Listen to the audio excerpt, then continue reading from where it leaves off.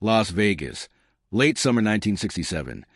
The Sands showroom is packed, and two legends step into a storm. Frank Sinatra is at war with management. Dean Martin is stuck between loyalty and survival, and one wrong sentence could shatter them in front of 300 witnesses. Then Frank turns their old joke into a blade. Where are you watching from? In 1967, Las Vegas ran on bright carpets and quiet threats. The Sands wasn't just a hotel. It was a kingdom where credit lines mattered more than contracts, and a headliner's mood could move money across the casino floor. That year, the pressure tightened. Howard Hughes had bought the Sands, and the new order felt colder, more corporate, less willing to bend for star power. Carl Cohen, one of the executives, was willing to stop a casino credit line even for Sinatra, and everyone in the building understood what that meant. The king could be told no. Sinatra took it as humiliation, and humiliation made him dangerous. Now a reunion night was scheduled, Sinatra and Dean Martin together. Sold as nostalgia, but operating like a peace treaty. 300 people filed into the showroom expecting charm and effortless swagger, including columnists and industry scouts who could turn a single ugly moment into tomorrow's headline. What they didn't see were the backstage rules. Protect the brand, never contradict Frank in public, and never let the casino think it can split the Rat Pack. Dean knew those rules better than anyone, because he'd spent 2 decades surviving by making conflict look like comedy, and because one public crack could cost him films, TV, and the only brotherhood he trusted. Los Angeles Times +1. Dean arrived early, not because he was anxious, but because ritual kept him steady. He liked order. A press tux, a marked set list, a quiet bite of food that wouldn't fight him under stage lights. Offstage, people called him easygoing. In truth, he was careful. The drunk persona was a mask he could control, a way to disarm rooms full of sharks by pretending to be harmless. Tonight, the mask mattered more than usual. Sinatra's fight with the Sands had turned personal, and when Frank went personal, he aimed for the softest target in reach. Dean had seen it before with agents, ex-wives, band leaders, anyone unlucky enough to stand within range of Frank's pride. But Dean also knew something else. Frank listened to him. Sometimes. Not to managers, not to lawyers, not even to the people paying him. To Dean, occasionally, because Dean never tried to win. He tried to keep the room from burning down. They'd shared planes, poker tables, family dinners. Their kids had played in the same backyards. In the hallway outside the dressing rooms, staff moved like they were walking on glass. A bartender avoided eye contact. A stagehand whispered, "He's in one of those moods."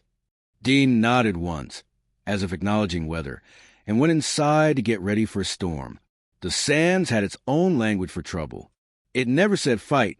It said misunderstanding. It never said panic. It said security is nearby. And it never said Sinatra is furious, because that was too honest. It said, Mr. Sinatra is sensitive tonight. Dean understood the code. He also understood how rumors were used like chips, slid across tables to buy loyalty or destroy it. A whisper that Dean might stay at the Sands after Frank left would be worth a fortune to management. If they could peel Dean away, they could tell the world Sinatra didn't own the Strip anymore. Dean didn't care about the politics, but he cared about what politics did to men. It made them suspicious. And suspicious men look for proof in the wrong places. A delayed call, a handshake in a corridor, a polite smile toward an executive. On reunion nights, the crowd came for sparkle. The casino came for leverage. Dean was the bridge between both, and bridges get stepped on. That's why he kept his voice soft, his jokes sharper than his anger, and his eyes open. Because if Frank decided Dean was the enemy, there would be no private argument. There would only be a spotlight, and whatever Frank said under would become truth by morning. Dean's strength had never been loud. He'd grown up learning that the safest man in the room is the one who doesn't need to prove he's the safest. Early in his career, he watched singers burn themselves up trying to outshine everyone, and he chose a different weapon, control disguised as ease. The drunk routine wasn't an accident. It was engineering. If people expected him to wobble, they didn't notice how precisely he landed every note. If they laughed at him, they didn't question him. And if they underestimated him, they gave him room to move. Off stage, he was a family man who liked quiet mornings and predictable evenings, and he guarded that normal life fiercely. With Frank, the balance had worked for years.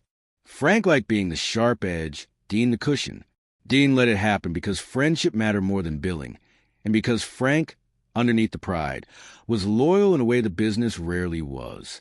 Yet loyalty had conditions. Dean had seen the damage when Frank felt betrayed, how quickly affection turned to courtroom logic. That's why, when the knock came hard and fast at his door, Dean didn't flinch. He set down his fork, wiped his hands, prepared his face, calm, neutral, unreadable, the same face he wore when cameras waited for a mistake. Frank didn't knock. He invaded. The door swung open, and there he was in shirt sleeves, tied loose, eyes already lit with that restless heat Dean recognized. "We need to talk," Frank said, not a request but a verdict. Dean didn't stand right away. He let a beat pass, the way you do with a man who wants you to jump. "About what?" Frank paced once as if the room was too small for his thoughts. "About you and Cohen." The name landed like a dropped glass. Frank's voice sharpened. "You've been meeting him, planning to stay here when I'm gone." Dean felt the trap forming. Deny it and Frank calls you a liar. Hesitate and Frank calls you guilty. He chose plain truth, delivered like it was boring. "I haven't met him. Not once." Frank's jaw flexed. "That's not what I heard." "Then you heard wrong." Frank stepped closer, close enough that Dean could smell the cologne and the anger under it. "You're calling my sources liars?" Dean stood, slow, shoulders loose. "I'm saying someone's stirring trouble, and you're letting them." Frank stared as if searching for crack in Dean's eyes where betrayal might show. Dean didn't blink. "Frank, 20 years. If I wanted out, I'd tell you to your face." The room tightened around them. Two men circling in unspoken fear. Frank's anger wavered, then hardened again. "You're coming with me," he said. "Caesar's. We go together." It wasn't an offer, it was a test. Dean understood that too. Agree and the night survives. Question it and the night explodes. "If you go, I go," Dean said, because that had always been the rule. Frank's shoulders eased a fraction. "And the sands?" "I turned them down." Frank searched him once more, then nodded, satisfied enough to leave. When the door shut, Dean sat back down and stared at his plate. The food had gone cold. Something was wrong, not the accusation, but the speed of it. Frank had wanted to believe the worst. Someone had fed him a story designed to fit his anger, and Frank had swallowed it because it hurt less than doubt. Dean thought about how easily loyalty can be weaponized, how trust becomes leverage when egos are bruised. He smoothed his cuffs and stood, the ritual again. In 10 minutes they'd be on stage, smiling like nothing had happened. That was the job. Make the dangerous thing look effortless. Make the fracture invisible. Dean checked his tie, squared his shoulders, and chose the mask that had saved him before. But as he walked toward the lights, he promised himself one thing. If the line was crossed in public, he would not laugh it away. The show opened to thunder. Applause rolled forward like heat, and for a few minutes the old magic did its work. Songs landed clean. Jokes found their rhythm. The crowd relaxed, convinced they were watching comfort, not risk. Dean played the familiar stumble, the wink that told everyone he was in on the joke. Frank played the sharp suit, the command. It was a dance they perfected. But Dean felt the timing slip. A half-second late here, a glance that lingered too long there. Frank kept looking at him, measuring, as if the stage were a scale. Then the banter edged toward something sharper. "My friend here," Frank said, smiling wide. "He can drink and still hit every note." Laughter. Expected. A medical marvel. More laughter. Dean bowed, the mask steady. Frank continued. "Of course. Sometimes he's not pretending." The room shifted. Laughter thinned. Dean felt the air cool. He leaned in, voice light. "Careful, pal." Frank ignored it. "Tell him how many you have before a show." Silence grew teeth. Dean's smile stayed fixed, but his eyes went still. He knew this sound. The sound of a room realizing it's been invited to witness something it didn't pay for. He tried once more, soft. "Let's move on." Frank didn't. He leaned into microphone and said the word that turns persona into a charge. Drunk. The word fell and didn't bounce. It just sat there, heavy. Dean felt a clean snap inside him, not rage, but clarity. This wasn't banter. It was an accusation. And accusations don't get laughed off, they get answered. Frank kept talking, the way people do when they've decided the damage is already done. Functional, he added, as a precision made a kinder. Dean waited. Waiting was power. He let Frank finish because interruptions looked offensive, and Dean had nothing to defend. When he reached the microphone, Frank resisted. Dean took it anyway, firm, calm, undeniable. "Ladies and gentlemen," he said, and the room leaned in. He named the truth without ornament. Frank was angry at the casino, angry at management, and choosing to use the stage to settle it. He named the lie without heat. He did not drink on the job, had not missed a cue, had not shown up impaired. He named the wound without cruelty. 20 years of friendship tested in front of witnesses. Each sentence landed because it wasn't sharpened. It was clean. He turned persona inside out and showed the mechanism. "It's an act," he said. "One I built, one I control." Then he turned back to Frank and asked the only question that mattered. "Why?" The room held its breath. Frank looked smaller there, caught between the crowd, and the mirror Dean had lifted. The power in the room shifted, not because Dean attacked, but because he refused to bend. Frank finally spoke, but the certainty was gone. He said he'd been told Dean was negotiating behind his back, told Dean planned to stay when Frank left. The words sounded thinner out loud, like excuses trying to pass as facts.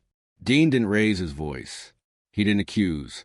He simply repeated the truth and pressed where it hurt. "You asked me an hour ago. I told you no. You chose not to believe me." The crowd could feel it now, the shape of a private argument made public by one man and corrected by another. Dean asked again, slower. Was it anger? Fear? Frank hesitated, and that hesitation did the work. Journalists leaned forward. Dean let silence stretch because silence makes liars rush and tells the honest to wait. Frank admitted he believed the story because it fit his mood, because it explained the ache of losing control. Dean nodded once. "Then hear this," he said. "My reputation is my work. You don't get to gamble with it." He turned to the audience and set the record cleanly, without theatrics, without bitterness. When he finished, he handed the microphone to the band leader like a professional ending a meeting. 15 minutes, he said. Then we finish. It wasn't defiance. It was command. Frank stood there, exposed, realizing the room had moved the Dean not because he shouted, but because he told the truth and stopped. Backstage, the adrenaline drained and left something colder behind. Dean locked his dressing room door and sat, elbows on knees, staring at the floor. He replayed the moment not with anger, but with inventory. What was said, who heard it, what would travel tomorrow. He knew how stories spread, how a single word becomes a rumor, and a rumor becomes a footnote that never leaves your name. There was a knock, soft. Sammy slipped in, eyes searching. "That was rough," he said, choosing understatement the way friends do. Dean nodded. He crossed it. Sammy sat beside him. "You handled it." Dean didn't answer. Handling it didn't undo it. The break ended. On stage, they finished the show like men honoring a contract. Notes were right. Smiles were thin. The crowd applauded politely, uncertain whether they'd witness a reconciliation or a funeral. When it ended, Dean didn't linger. He walked to his car, drove home, and told his wife the truth without decoration. She listened, jaw tight. "An apology doesn't erase that," she said. "Protect yourself." The next morning the phone rang early. Frank asked for 5 minutes. Dean gave him the truth instead. "You can't unring that bell," he said. "You didn't just hurt me. You taught people to doubt me." Frank promised fixes. Dean shook his head. Fixes don't fix trust. The week after felt longer than the year before. Papers ran variations of the same headline. Radio hosts debated whether the persona had become the man. Dean answered every question the same way, steady and brief, but he saw the doubt flicker anyway. Doubt lingers because it's easier than certainty. Then the call came from Caesar's palace. Quiet, respectful, unconnected to the noise. With or without him, they said, your name stands. Dean sat with that sentence. For years he'd been framed as part of something bigger, a necessary piece of machine driven by someone else's gravity. Now he was being asked to step forward alone. It wasn't revenge. It was opportunity earned by restraint. A month later, Frank showed up at Dean's house unannounced. He looked worn down, pride thinned by regret. In the study, Frank said what he hadn't said on stage. He'd been scared. Scared of losing Dean. Scared of being left behind. Scared that without the mirror Dean held up, he'd be alone with himself. Dean listened, not because apologies demand it, but because history does.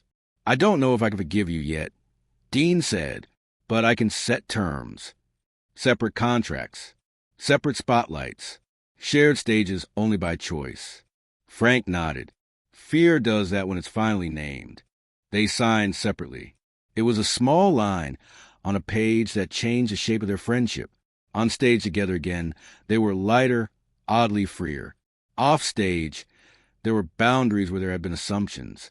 Years later, when honors came and voices slowed, people asked how they lasted. Dean answered first. Forgiveness, he said. Frank added, and knowing where to stop. He told the story once, owning it without decoration. The night he said something cruel because he was angry and afraid, and the friend who made him earn his way back.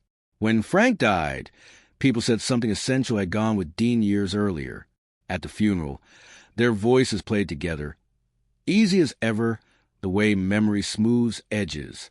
The lesson wasn't that legends never fail. It was that dignity doesn't need volume, and power flips when truth is calm. Dean's response didn't humiliate Frank. It required him to be accountable. That's why the story lasts. Not because of the insult, but because of the answer. Not because of the fall, but because of the work afterward. Two men chose something harder than applause. They chose respect. And in a town built on spectacle, that choice became the quietest, strongest kind of legend. The real reversal didn't happen under lights. It happened in how the room remembered the moment. Power usually clings to the loudest voice, but that night it slid toward the man who refused to raise his. Industry people replayed it privately, not as scandal but as lesson. Dean hadn't tried to win the crowd. He'd tried to restore order. By naming the lie without venom, he'd stripped of oxygen. By refusing to improvise revenge, he denied Frank the chaos he'd unconsciously sought. That restraint rewrote the hierarchy. Suddenly the question wasn't whether Dean drank.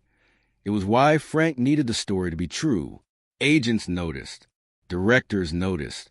They saw a man who protected the work over the moment, who treated reputation like a craft, not a costume. In meetings, Dean's name came up differently, less as a foil, more as a center. He filled in the pauses before decisions, the way offers arrived without qualifiers. Frank felt it too. The apology had been public, but the reckoning was private.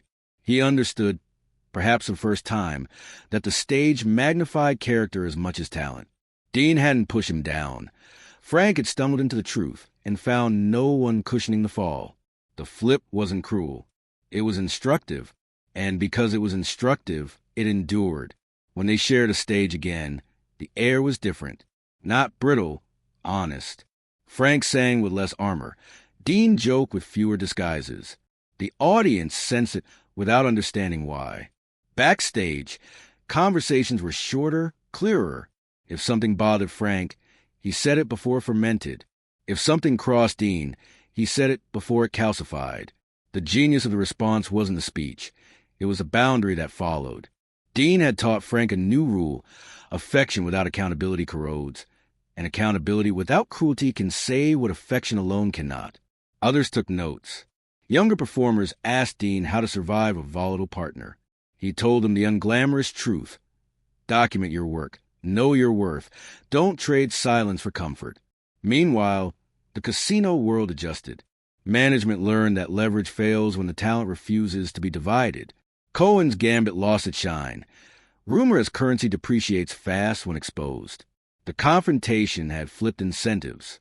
Respect became safer than manipulation. In quiet ways, That shift changed how deals were discussed, how credit lines were framed, how egos were handled. Dean hadn't aimed to reform a system. He'd aimed to protect his name. Systems sometimes reform themselves around men who won't bend. Frank's reaction unfolded over months, not minutes. He called less, listen more. He stopped testing loyalty like a lock he expected to fail. When insecurity flared, he named it. Naming changed it. He told friends, "I was scared." And the sentence sounded strange in his mouth, like a language he'd refused to learn. Dean noticed the effort and kept his side clean. No grand gestures, no reminders of debt. Trust rebuilt best when it isn't audited. They laughed again, but the laughter had edges smoothed by honesty. On stage, when a joke drifted too close to the old line, Frank pulled it back himself. The crowd never knew why. That's how power flips last. Quiet corrections, chosen restraint. The industry watched the star relearn proportion. Frank remained formidable, but less explosive. Dean remained charming, but less expendable. Together, they were better for having separated. The story that circulated among insiders wasn't the insult. It was the discipline afterward. He made him earn it. People said of Dean. He changed. People said of Frank. Both were true. And because both were true, the night at the Sands became a reference point. A cautionary tale told without relish, respected without applause. Years later, honors reframed the memory. On stages built for gratitude, they stood side by side, older, slower, still precise. When asked how a friendship survives public damage, Dean spoke first.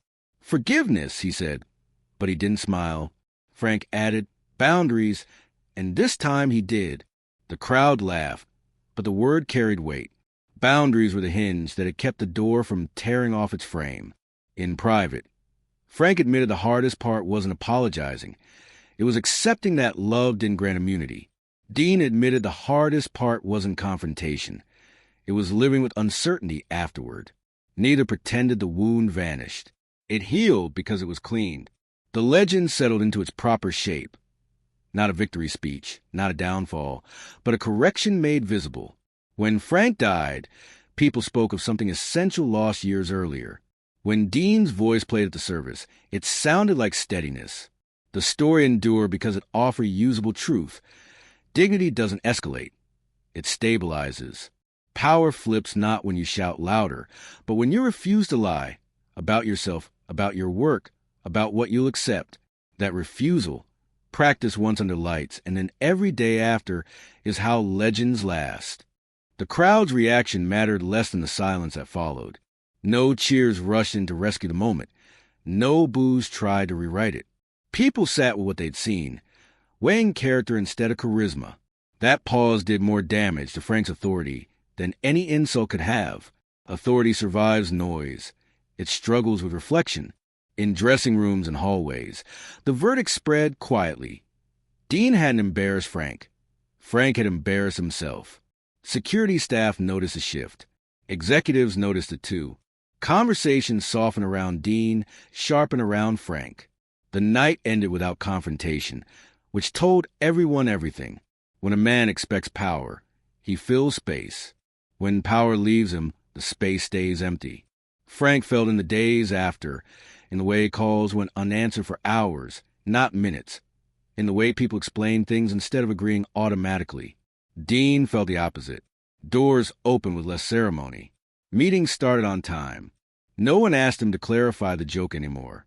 He'd reclaimed the meaning of his own name. The break wasn't dramatic. It was structural. That's how tension really breaks, not with explosions, but with gravity changing direction. Frank began adjusting because he had to. Dean adjusted because he could. Between them, a new balance formed, less dazzling, more durable. In private, the tone was different. There were no speeches, no microphones, just two men sitting across from each other with coffee going cold. Frank admitted what he hadn't known how to say before. Fear curdles fast when pride feeds it. He said he believed the lie because it spared him the harder thought, that Dean might outgrow him. Dean listened without interrupting, which surprised Frank. "I never needed to leave you," Dean said. "I needed you to trust me." That sentence landed heavier than any accusation. They spoke about the business like craftsmen, not competitors. About how personas protect and poison in equal measure. About how loyalty can't be proven by sacrifice alone. It has to be protected by honesty. Frank asked if there was a way back. Dean didn't promise one. There's a way forward, he said. Careful with the word. Forward meant separate billing, separate contracts, and a shared understanding that the stage wasn't a battlefield. It also meant time without tests. Frank accepted it because acceptance was the only currency left. When they stood to leave, there was no hug, just a handshake that lasted a second longer than necessary. That second did more work than 1,000 apologies. The months that followed proved the difference between remorse and repair. Frank made calls, not to manage headlines, but to correct rooms. He declined jokes that leaned too far. He asked questions before assuming answers. Dean noticed and didn't comment. Repair needs quiet. When they performed together, it was by choice, not obligation. When they didn't, neither filled the absence with explanations. The industry adjusted to the new normal. Dean's offers came without contingencies. Frank's came with fewer demands. At home, Dean slept better. His wife noticed a change before he did. "You're lighter," she said. He was. The weight had never been Frank. It had been the uncertainty. Knowing where he stood freed him to stand there fully. One night, after a show that felt easy again, Frank said something simple. "Thanks for not burning me." Dean replied just as simply, "Thanks for not making me." They understood what they were naming. Restraint is a gift you give yourself, and sometimes a friend who's earned another chance. The story kept circulating, but its shape had changed. It wasn't about a man being called a drunk. It was about a man refusing to become the accusation. That's how legends settle, not as myths, but as maps. Years later, when people retold the night, they skipped the insult and lingered on the response. They quoted the calm, not the cruelty. They remembered the pause, the boundary, the work afterward. In a business addicted to spectacle, the takeaway was almost subversive. Dignity scales. It survives rooms full of witnesses and years full of tests. Frank and Dean didn't become perfect. They became precise. They learned where humor ended and harm began, where loyalty required speech instead of silence. When honors came, they stood as separate stars who had chosen friendship with conditions. That choice made their bond credible. When the music played at the end, what people heard was a redemption or defeat. It was balance. The night at the Sands became a legend because it showed a power flip without conquest. Dean didn't win by humiliating Frank. He won by refusing to lie and by insisting on accountability without revenge. Frank didn't lose by apologizing. He lost by assuming he didn't have to, and found something steadier by learning he did. That's the lesson that lasts. When truth is calm and boundaries are clear, even giants learn to kneel long enough to stand better. Stories last because they teach us how to stand. If this moment moved you, like the video, subscribe for more human legends, and tell us in the comments, when have you chosen dignity over victory? Where are you watching from? And what would you have done in Dean's place today?